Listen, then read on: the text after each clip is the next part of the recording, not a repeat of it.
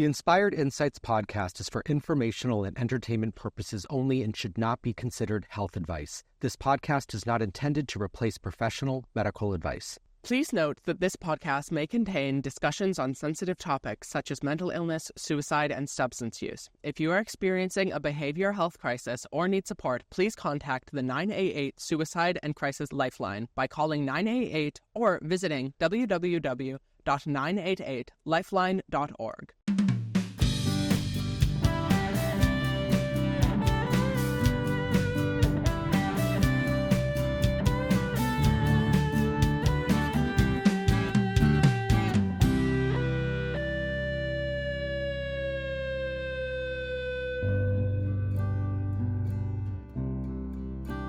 Soren! Chris, welcome back. Indeed, indeed. I would be remiss if we did not draw attention first to our new space. Yes, new studio, new season. What do you think of it? I really like it. Our viewers at home can see all of the decorations that we have up, but let them be assured it is vibey in here. I know what I'll do. I'll take some pictures and or maybe do a little tour. Maybe I'll do a video tour that we'll plan with this episode. And maybe more to come. Maybe there'll be a craft project. Indeed, indeed. On the horizon. The best is still yet to come, right? Yeah, I love this space. I love the openness of it. I love it's just a good vibe. Indeed. Hopefully better sound quality as well. We're going to find out one way or the other. Fingers crossed. Welcome back. It's nice to see you. Nice to see you too. I'm excited to kick this new season off. We'll talk in a little bit about what's to come.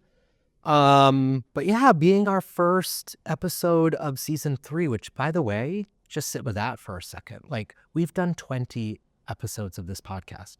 A momentous journey it's been. I mean, really, a year, I think we started recording season 1, just about a year ago. Mm. Can you believe that? It has been quite the journey, but I'm very pleased with its trajectory. Yeah, and still, the best is yet to come. Indeed. So, I think you and I are on the same page where we want to continue season 3 with what we did in season 2 and offer listeners an inspired insight of the week. Yes. With that in mind, would you please honor us with the first inspired insight of season 3? Wow. What an honor. What a moment of gravitas I've been faced with. And pressure. Yes, very high pressure this is. My inspired insight is a commentary on how easy it is to form new relationships. I think I have the tendency to, and a lot of other people, both young and old, have the tendency to expect that forming relationships is a difficult process. And I think that's because of the initial barrier we build up in our heads. We are uncomfortable around unfamiliar people. But once we become comfortable around an individual, even if that just means willing to have a short conversation with them, it is so easy to form a relationship with that person. Yeah. And I saw that a lot when I was on seminar in Brazil, and we'll talk more about that. We'll talk about, because you were, we'll map the timelines out. I love that. And I want to ask you some questions about that insight as well. So thanks for sharing that. At no surprise to you or our listeners, I lean in heavily to Miss Taylor Allison Swift. And I think you gave me the fun fact earlier today that I referenced Taylor in 4 of my Inspired Insights of season 2. Preach. And so why stop now, right? So our listeners know, I just get so much inspiration from who she is as a person as well as her art. And one of the songs that I have been listening to a lot in between the seasons is a song off the Midnight's album called Dear Reader. And in Dear Reader, she gives a lot of inspired insights about just lessons of life and those kind of things. And so what my inspired insight for the week comes from the song Dear Reader. And in it, she says, bend when you have to, bend when you can, snap when you have to. And I love that quote because it serves as a reminder to be flexible and to find common ground and compromise, but also be very clear with what you're not willing to bend and when it's time to snap and take action and push back. Wow. Truly an ever-flowing fountain of wisdom. That Is she not? she is. Taylor, if you're watching. Praise be. So I want to get right into this. When season 2 ended, it was just after New Year's. We were both starting some new, preparing ourselves for some new adventures in 2025. And your biggest news was that you were planning on a trip. Yes. Want to share a little bit about what you did and where you went? So when the last episode of season 2 came out, I was in Sao Paulo, Brazil. I went to a month-long camp there with an organization called CISV, with the goal being to like build global friendships in order to ensure global security. The organization was founded after World War II. So it's essentially a peace organization that thrives through the education and connection of young people from across the world. And for the point of view from our listeners, you've been involved in CISV for years. And what I think I understand is what made this trip to Brazil really special is that this trip was sort of the graduation of all those years of involvement. Yeah. It was the last possible opportunity for me to engage with CISV. And which is, I found that quite sad, but it was also very rewarding and it was a lovely final send-off. Yeah. And it was 3 weeks. Yeah. So we were there for, it was like 20 days. And then on top of that, I had like a 3-day after camp where me and a few of the kids from camp hung out in a coastal town. Yeah. So is by chance your inspired insight for this week about building relationships connected to? Yes. Yeah. It was directly inspired by that trip because one thing that I felt going in was that I am like socially inept. I have a lot of insecurity around my like social incompetence and making other people uncomfortable or like my inability to form new relationships, right? And what that camp taught me was that once you break the barrier, once you crack the meniscus, it is so easy to build deep bonds with people in a relatively short period of time. What was the barrier you had to crack? I think Or who was the barrier you had to crack? I think the barrier was eternal, 100%. 100%. I was just like afraid, and I think I am very concerned about how I'm received because I don't feel as though I'm a typical child, and as a result of that, I feel that it takes a specific person to enjoy my presence, and I am always concerned that that person will not be in a given setting. Interesting.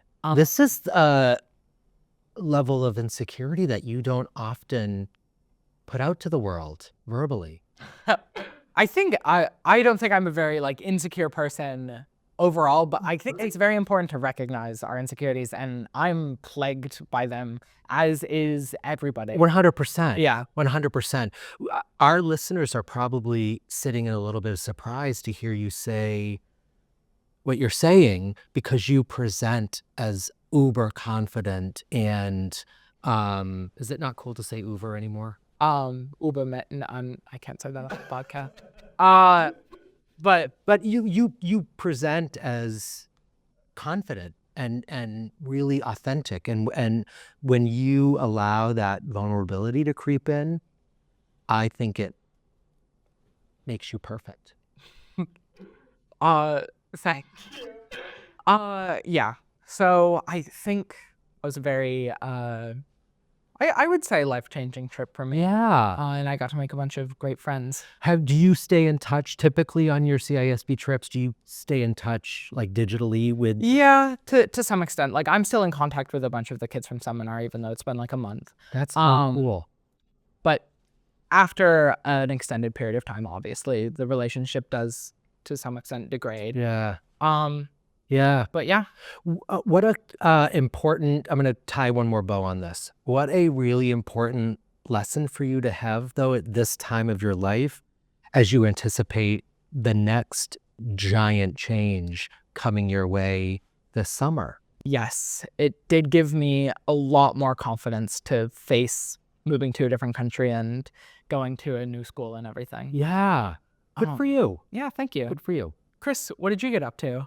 So I think I shared with you for the first time and our listeners that as season 2 was wrapping, I had been accepted into a doctoral program for social work and started that program just over a month ago. So I am an official doctoral student now, and I love it. I think we joked we're both in this new academic era, right? And so yeah, I love it. It's been literally, well, in a formal sense, I've not been a formal student for almost 25 years. I've been out of graduate school for that long.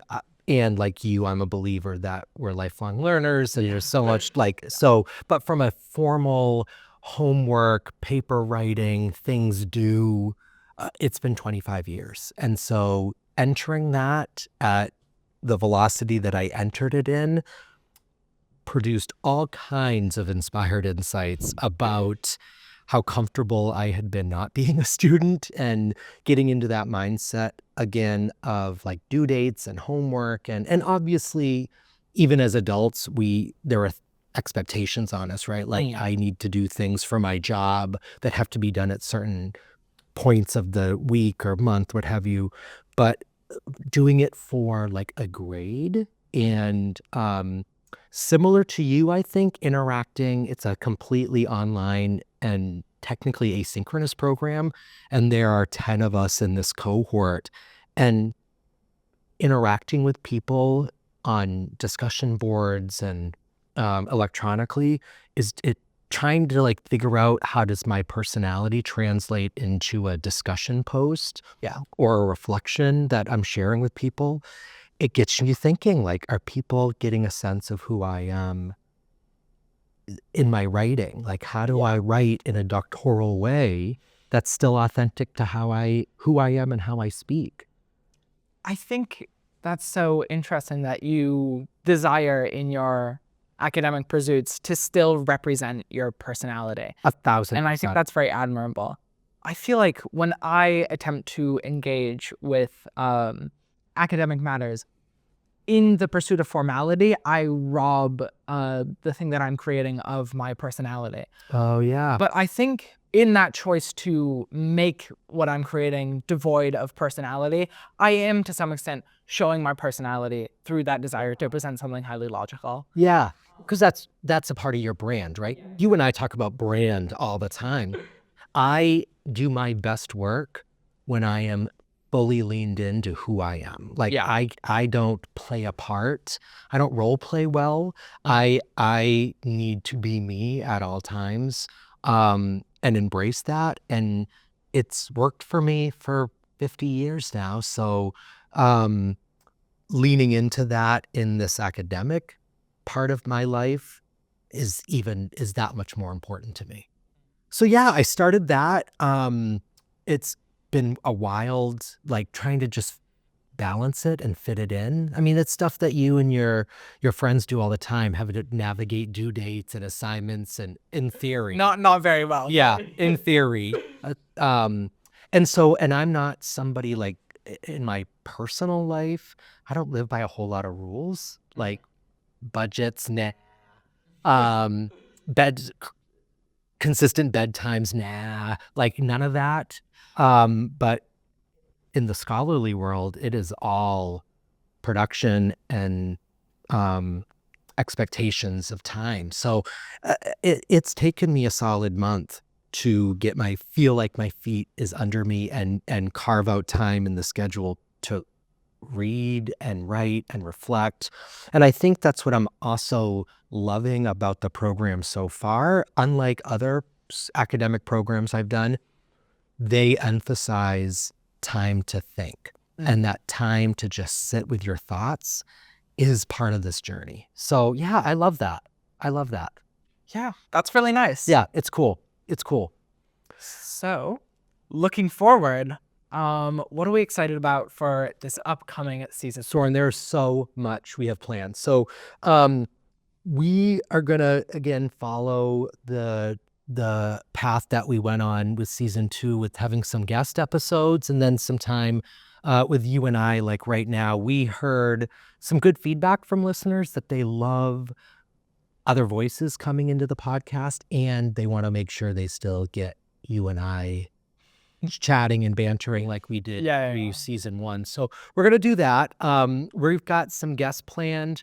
I don't want to spoil too much, but some of the topics we've planned around some guests are we're going to continue the thread of advocacy, especially in the world we now have found ourselves in. We'll get back to that.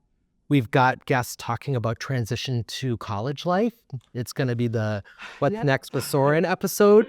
So I have some friends and colleagues here at the University of Maine that are going to come and chat about what does wellness and health look like in the college world and residential life and living in dorms. We've got guests planned on, how would I say this? Learning how to tell your story, learning how to polish what you show to the world. So we've got that. We're going to talk to some folks locally about Bangor Pride for Pride this year and the importance and the power of Pride. And then the other topic with the guests that's quickly coming to mind is welcoming folks with some lived experience with navigating their own mental health and what that journey has been like for them. Listeners have heard a lot from you and from I about experiences of our journeys. And so welcoming some other voices in the room to talk about that. Yes, I'm very excited. Yeah. And then you and I will have some time to chit chat about the state of the world that we're in. Various other things, of course. Yeah. I think this next season is going to be very exciting, dynamic. Season 2, I feel we hit our stride, but season 3, we're going to be running even faster. Yeah. And I have mixed feelings about it, to be honest with you. Knowing that season 3 will end as you graduate high school and get ready to leave. Tough, yes. I know I'm excited. Yeah, and those are part of my mixed feelings. Yeah. By that time, we would have done 30 episodes of this dang thing together.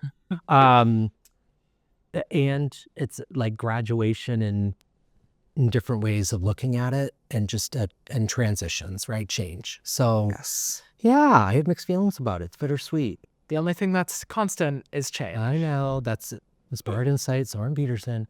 Yeah, I you're right. And it's awesome. Like I'm thrilled for what's happening. And who knows, maybe we'll do a season 3.5 on the road. The travel season. And I think taking it back to our modern world rather than the future, what we're attempting to do here is becoming increasingly important as the sphere of politics and the social sphere around us becomes increasingly adversarial towards individuals who are attempting to advocate for human rights. Yeah, a lot's changed since we closed season 2. Yes. When we had closed season 2, we knew the results of the federal election. but we had yet to see our delightful The transition of yeah, power. the transition of Yeah. Yeah. um Yeah. And you and I have been talking about it since we've been in each other's company the last several days, right? Like it's hard not to talk about it. And yeah. thinking about the episode later this season around advocacy and voice and how you balance all that with the craziness of the world around us. Like it's I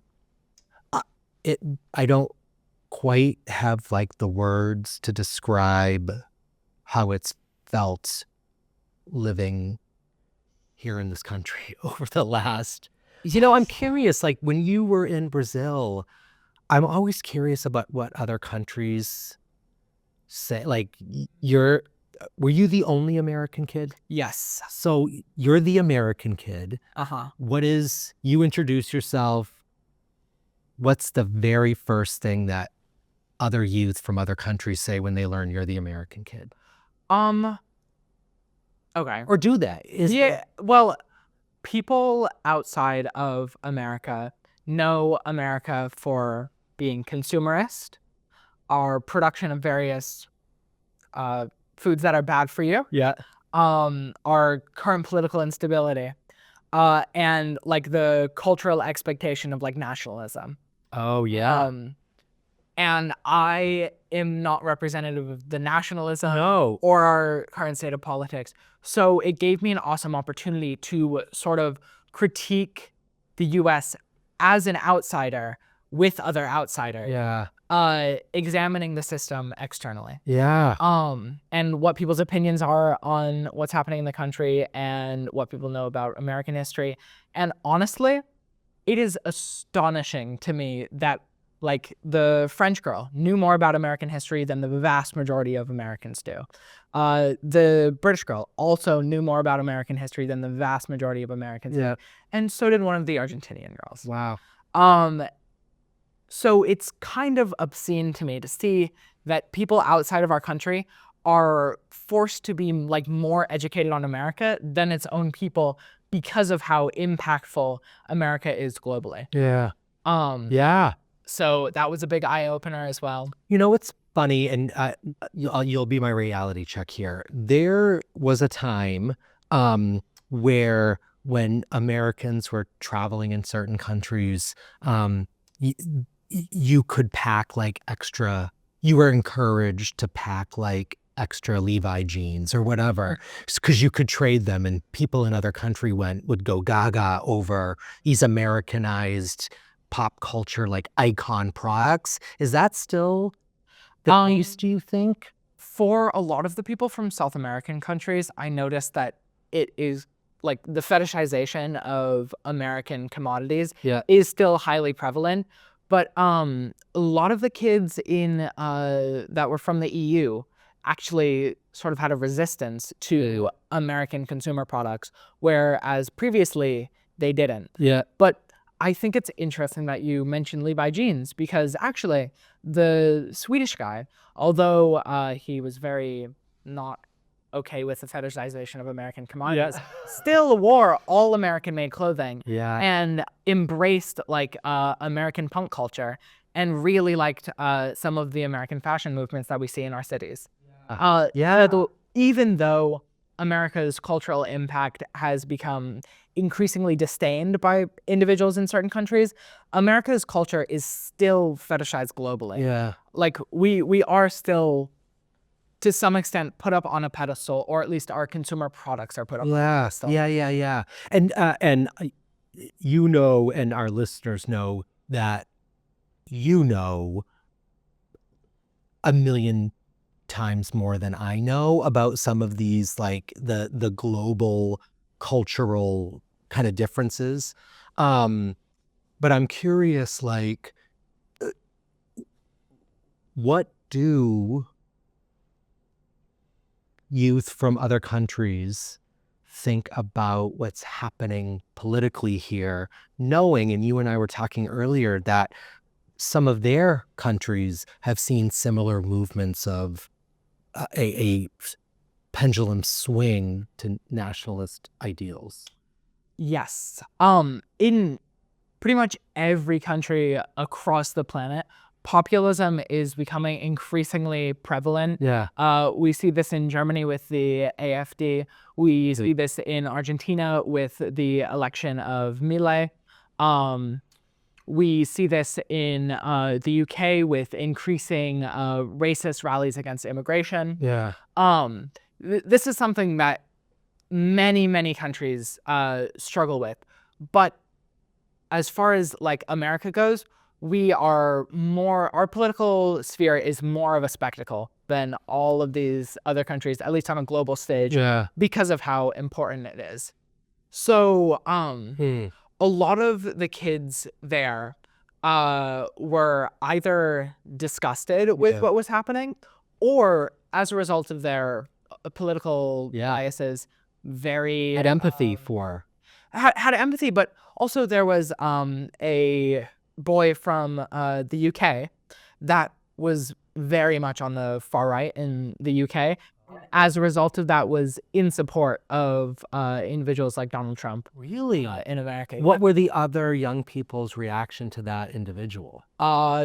They were not pleased with him. Yeah. I wouldn't imagine that because there's a piece of that that's, at least as the outsider, that feels like it's the antithesis of what CISV as an organization stands, like global village. Yeah, actually, there were multiple people, for example, the Swedish guy and the French girl, that I had conversations with where they were like, why the fuck is this guy here? Yeah. Because he doesn't believe or espouse the core values of the organization. Right, like feels like that kind of program, there's got to be a dotted line you're signing off on, whether physically or metaphorically, like, I'm down for this. This is the kind of experience that I'm looking for. So, yeah, I would ask the same thing. Apparently, ethno-nationalism appeals to all. All. Yeah, right. Wow. I'm glad, though. It really feels like this particular trip has left a really cool impact on you. Yeah. It was so awesome. And it made me so excited to travel internationally. Yeah. Because all of these kids are just like kids where I am. Yeah. But arguably much more well-educated and interested in the world around them. And I think that's as a result of the selection bias of CISV. Yeah. But it was such a fantastic experience, and it made me so excited for my future of getting to meet hopefully hundreds of people like them. Right, from all over. Yeah. You're going into that with such a I would suggest a higher baseline of that kind of dynamic than most of the young people you're going to be first year student with, right? Yeah. Because you've traveled, oh my God, how many countries have you been to now? Like, demarcation of my privilege, but yeah, I surely over 20 now. Yeah, and a lot of those have been with this program as you've done different. Yeah. I've gone to 3 different countries. Yeah, right. yeah. So that's cool. That's cool. Yeah, it's kind of it's a nice, like, between the bookends of your senior year in high school to have this experience be right in the middle. Yeah. And then you came back, and now you're like eyes on the prize to June. It was a really great way to end off my like formalized high school experience, I think, because it gave me an opportunity to literally remove myself from the world that I typically am living in and reflect on the future, the current state of reality, and myself, how I interact with others. Yeah. So and developing some confidence in that. Yeah. That's cool. That's so cool. Any other thoughts you want to share about the state of our political world here in the United States? I know we've been talking a lot about it. Anything you feel like you can or want to share with our listeners? I think as this first episode goes out, I don't know how dire things are going to get. Yeah. But